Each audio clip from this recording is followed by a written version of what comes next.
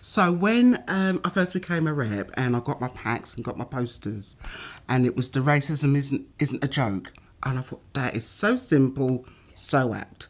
So I put up on a notice board, and the amount of people come up to me and said, "There's no racism in this store." I went, "How do you know?"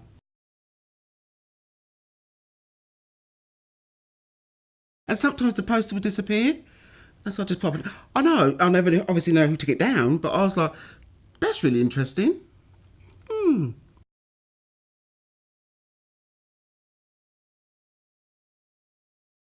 was just walking back to the hotel and a couple of young people decided that they're going to target me and hit me in the arm for no reason. And I thought it was funny and just went off. We had a lady there called Rosie. This is how it started, and lovely, jolly Nigerian lady. And I watched her mood change over the weeks. And I just got talking to her one day, and she told me that she'd handed a notice in because within the last three times in that week, she'd been asked to be put through to somebody who was English. Because the customer didn't trust that she'd give her the right information. I mean, I was talking to a young person last year, and I won't use the word that he was called, but if you think of Robinson's Marmalade and that figure, yeah, that's what he was called.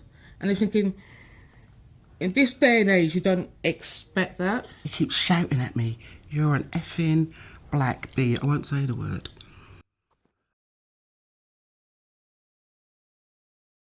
Most of the discrimination will not be direct. Somebody is not going to come you and tell you are so-and-so, or just go or whatever.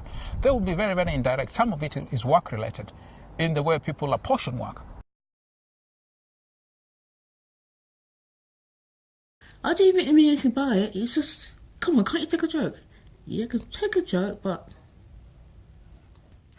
You know, like the woman that said that to me, she was so shocked that... to see herself as a racist. But what she's saying was...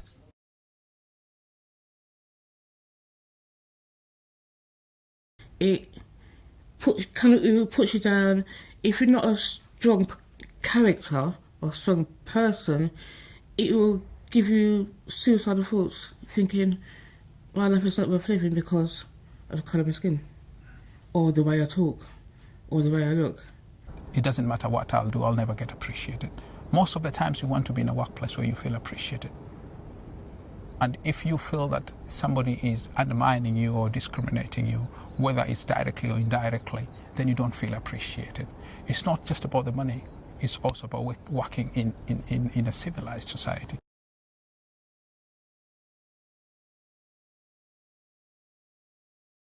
Some people came shouting after the results were read, saying that now it's time to go home, considering these are people they've lived or worked together for many years, and here they are, they feel like they've turned against them.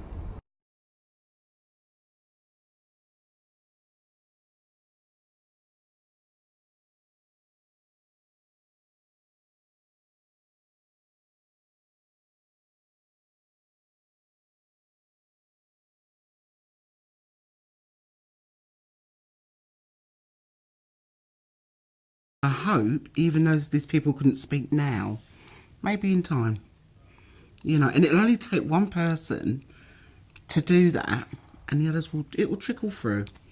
But I totally understand why they're scared to do it now. I totally understand that.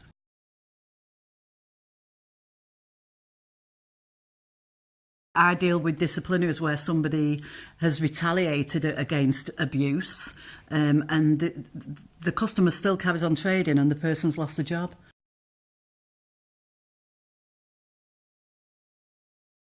Many people go through this without reporting it because they feel intimidated. They feel the security of my job probably depends on how quiet I keep. And they think, oh, if I start complaining, or, you know, that'll maybe turn more people against me, so they won't speak out.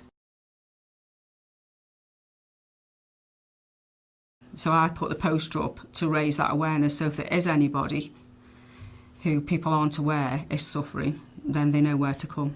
It's about encouraging people to report it. and saying we will deal with it on your behalf. Even, you know, if somebody's not strong enough to deal with it, then we will.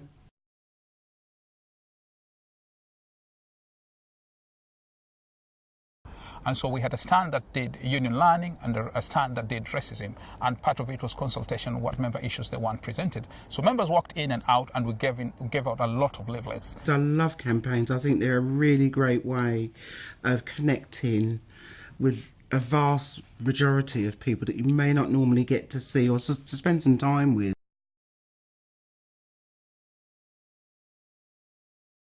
So we are spending most of our time together, and yes, we look at each other as different people. We look at each other as if we're enemies. And this is where reps have got to come very, very strongly. And this is where, as a union, we have to continue exerting pressure.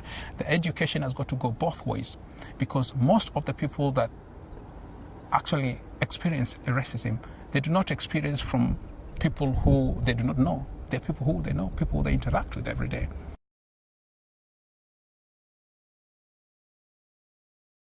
What would it be like if you were on the receiving end of those comments or those hurtful attacks? What if you were seen to be the outsider because you just don't look the same as? As long as it exists, the union must be at the forefront of making sure equality, fairness and no discrimination. In fact, making it clear that this is a safe place for you. No room for racism. No room for racism. No room for racism. No room for racism. No room for racism. No room for racism. No room for racism. No room for racism. No room for racism. No room for racism. No room for racism. No room for racism. No room for racism. No room for racism. No room for racism.